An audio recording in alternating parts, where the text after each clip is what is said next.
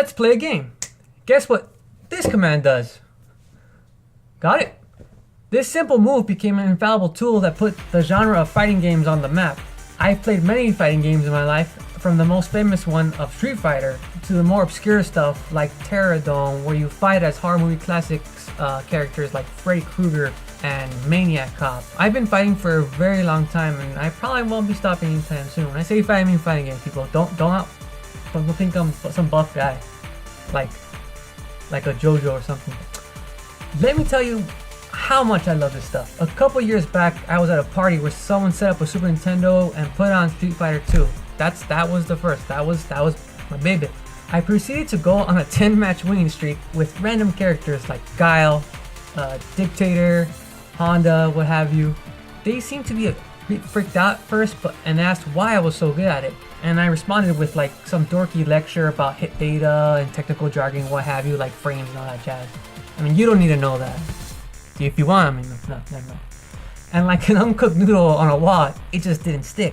The point is, the effort that I put into the fighting game, into the Street Fighter itself, became apparent when I was going up against those who just didn't, who just weren't trying. Even with friends, playing a one-sided match can be very annoying. Like that one time I was trying to teach William Marvel's Capcom, where all I ended up saying was just get good, and it just wasn't helping. I wasn't teaching him how to do the things that he wanted to do. I'm in no way saying that I'm a gaudy player like those famous ones you see at tournaments or whatever. The footage speaks for itself. But they also had to start somewhere, barely getting any wins, practicing, learning the matchup, what have you, until they became these legends that we all know. Or I know, whatever.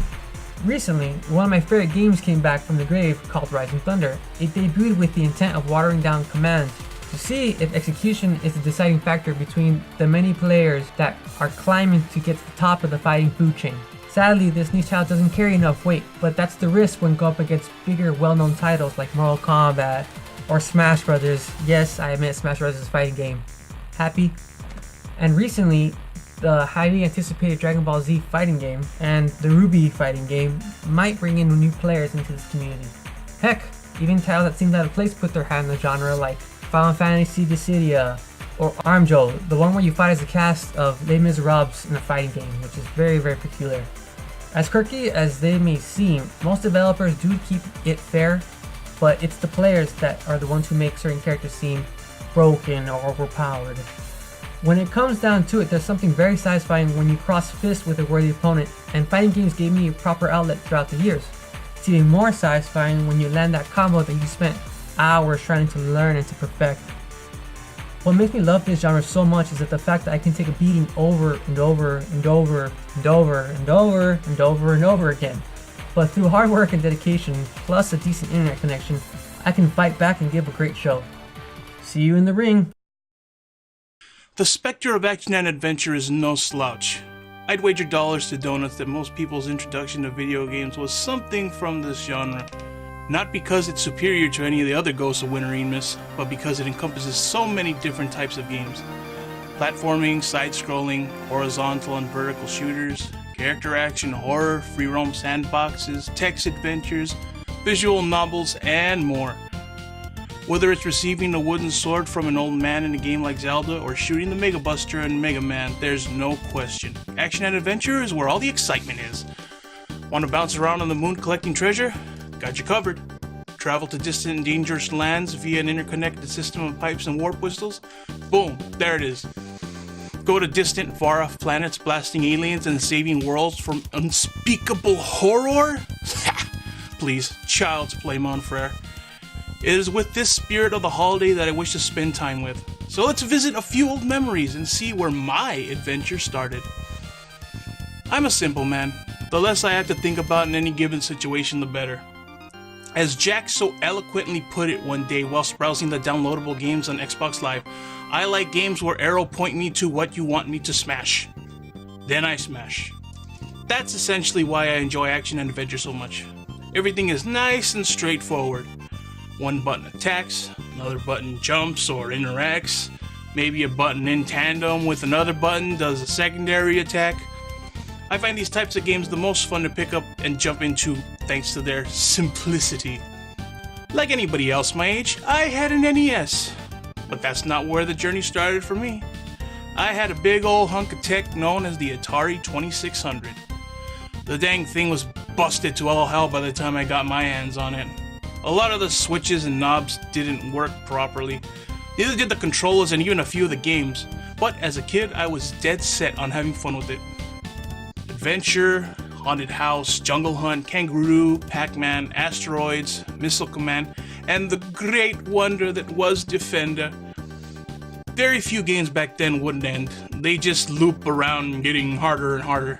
Play for points was the way back then. Not much to work with in terms of visual or sound, but we had our imaginations to fill in the blanks.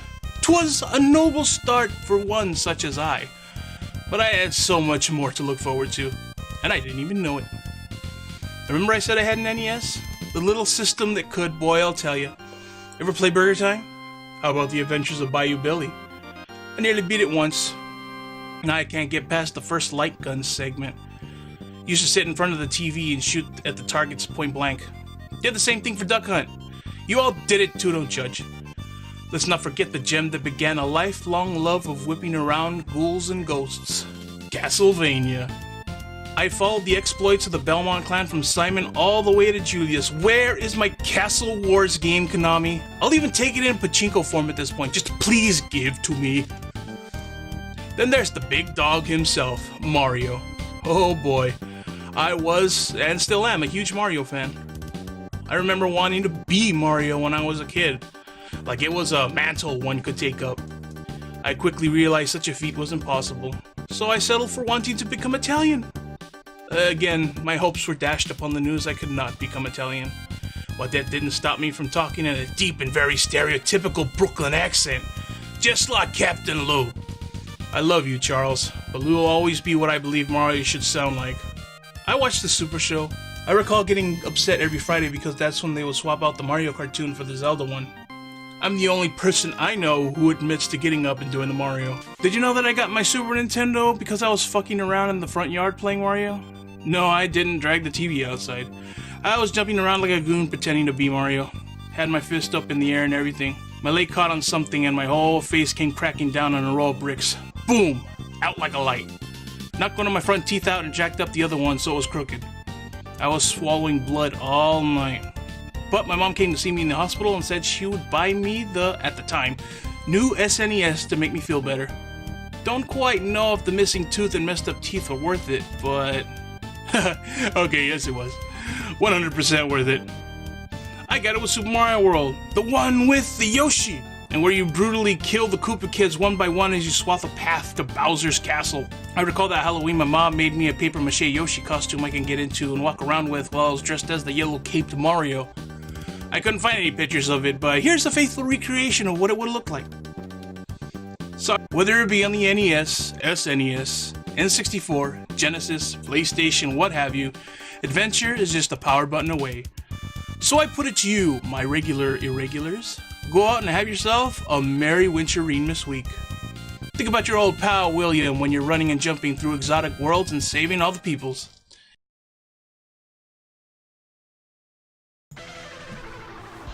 When picking a favorite genre, there really were only two possible contenders, RPGs or platformers. In the end, RPGs won out. I don't exactly remember which game was my first, either Chrono Trigger or Final Fantasy VI for the SNES, but once I got my first taste, things just spiraled down from there. Breath of Fire, Final Fantasies, Grandias, Wild Arms, I played any series I could get my hands on.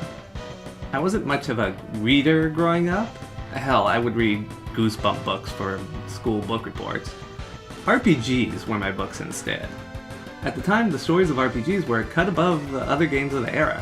While the gap has since narrowed, you didn't tend to get stories more complex than Save the Romantic Love Interest, or Stop the Evil Man in other genres.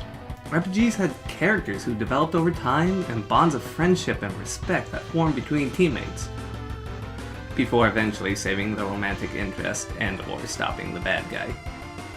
As someone who grew up not getting to hang out with friends as often as I would have liked, individuals who would risk it all for their friends was just enticing to me. You would think wanting compatriots would push me away from RPGs, as most were only single player, so when I would get to hang with friends, you'd think I'd want something I could play with them. But haha, joke's on you. My friends and I would not be deterred by a simple recommendation on how many people should play. I remember one example in particular where my friend Todd and Michelle wanted to play Legend of Legaia with me. It was a single-player RPG with only 3 playable characters. As there were 3 of us, we thought it the perfect fit. We each picked a character and took control of their actions during combat. This resulted in many interesting situations, such as my friend Todd leaving Michelle and myself petrified during a boss fight and hogging all of the experience to himself. Good times. Another aspect of RPGs, and one that died out for a bit, thus pushing me out of the genre for a while, was turn-based systems. Yes, I like turn-based combat, and I don't care what you real-time action RPG folks say. Being able to sit and ponder my next move was and is great. Do I heal? Do I risk that my turn will come up again before I get hit?